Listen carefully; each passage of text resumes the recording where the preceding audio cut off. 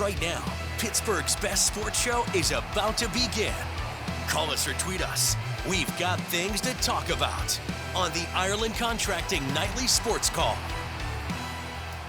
All right, thanks a lot, Royce, and thank you for tuning in to the Ireland Contracting Nightly Sports Call. I'm Rich Walsh. I'll be joined by Chris Mueller in a matter of moments, and we're going to be talking about the Steelers. So get online right now on the Borders and Borders hotline, 412-575-2600. I was up at camp today. They moved practice up 3.5 hours to 10:30 today. Chris, you know what I love the most?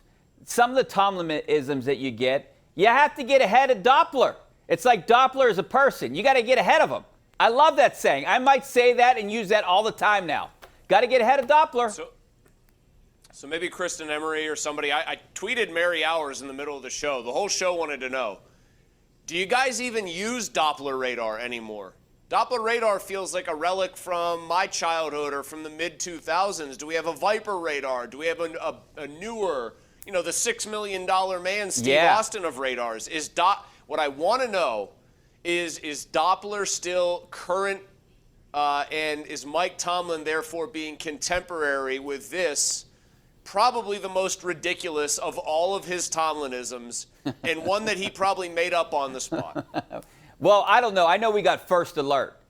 First Alert. We got to get Ray Petlin on the phone. That's the guy to ask because he runs our weather department. He knows. I should give him a call right now to find out what it's actually called. Doesn't he do Ask Ray? He does Ask Ray. Doesn't he do the... He does Ask Ray. I'm going to do Ask Ray, and I'm going to say, Ray, Mike Tomlin said he wanted to stay ahead of Doppler. Is this a current reference, or is there a different type of radar system that he could use? That's a good question. I never thought of it because I just assumed it was Doppler, but Doppler's old. That's old. It's like if you're wearing Fila, right? Fila, Doppler and Fila are probably like the same thing. If you can name one extremely famous Mount Rushmore type athlete, this is somebody who was at or the very top and is considered an all-time great and maybe the all-time great in their sport who wore Fila, I will give you $1, Richie. Oh man, Fila cleats. So there's a hint. Football or baseball? Fila football cleats. Or baseball. I should know this. Pittsburgh connection. Ken Griffey Jr. Barry Bonds. He wore Nike. Barry Bonds wore Fila. Barry Bonds wore Fila? Fila cleats. Well, how did you know that? That's an amazing stat. Because I remember seeing his cleats once, and they were Filas, and I was like, "What the heck's Barry Bonds doing wearing Filas?" All right. Well, I know one guy out there that does not wear Filas. It's Mitch Trubisky, and he's winning this job right now. He was 0 for 4 in the 7 shots today. That goal line drill that they do. This is getting kind of concerning, right? Or are you not worried? Do you want to see him, like Tomlin says, another one under the lights? I mean, is it concerning to me? Sure. I would like him to look better. I thought the whole rub on him was that he probably was going to look really good in training camp and really good in the preseason. And then my skepticism about Mitch Trubisky was entirely connected to him performing when the lights were on, metaphorically, figuratively and literally in the regular season. So the fact that he's struggling during camp definitely has me a little bit uneasy. But here's why I guess, Richie, I have to take sort of a Zen approach to the whole thing. It's very clear that he's going to be the starter. So when you know that he's going to be the starter and nothing he could do short of get injured is going to knock him off of that perch, it does just allow you to say, well, hey, this is how it's going to be, and we're going to have to deal with it. Do you think we're at the point where we're over-analyzing this? I mean, look, we haven't had a quarterback battle in 20 years. I mean, I think my first year here, Ben was a rookie. And I haven't seen a competition at quarterback. So I feel like all eyes are on this, and we're over-examining it, like every pass. I don't think normally people would do that around here.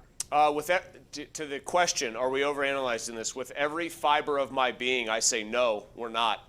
It's the most important, most sort of glamorous position in by far the most popular sport in the United States. And the Steelers have 3 new guys, 2 new guys and 1 sort of retread gunning for that spot. Whether it's, it's going to be Trubisky in week 1, great, but we don't know what the future of that position is after having known it for so many years.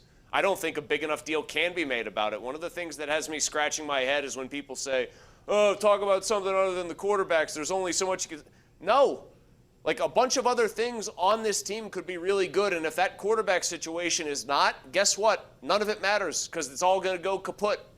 That's why the number's 7.5 right now is basically strictly on the quarterback because they have a pretty good defense. I would say, no question, they should be a top 10 defense with the amount of money that they're spending on that defense. So you would think with a defense like that, they just need an offense that can kind of put them in games and win games and put points on the board. They have offensive weapons. I guess the biggest question mark would be offensive line and quarterback.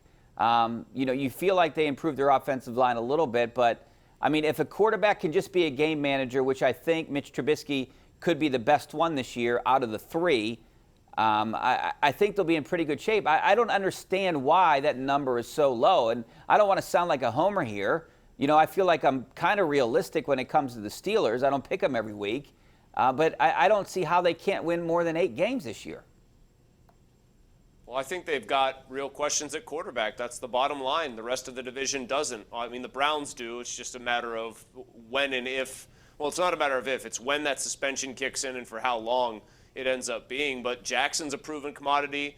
Joe Burrow's the defending AFC champion. The Steelers have questions, and I think their offensive line's a huge question.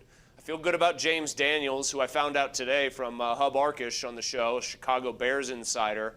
His best position might actually be center and not guard. He's their best lineman. Otherwise, they've got a lot of question marks to varying degrees, and I think that might be the thing that sabotages both their season and whoever's under center for that season. Yeah, I'm anxious to see this first preseason game on Saturday right here on KDKA. Not to give it a plug, but you'll see it on KDKA.